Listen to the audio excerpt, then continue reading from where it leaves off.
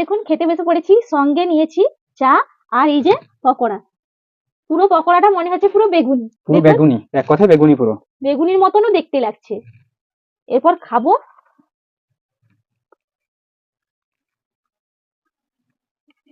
হুম হুম, অসাধারণ লাগছে। আর সঙ্গে চা। আহ হুম আজকে চাটাও দারুণ বানিয়েছে একবারে।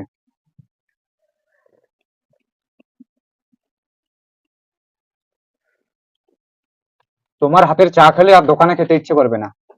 আমি এবার থেকে ভাবছি দোকান দিয়ে দেবো, চা আর বেগুনি। তাহলে তো ভালোই হবে। অসাধারণ হয়েছে। এইভাবে কিন্তু অবশ্যই বানাবেন, আর অবশ্যই রেসিপিটা ফলো করবেন। না ফলো করলে কিন্তু আপনারা টিপসটা বুঝতে অবশ্যই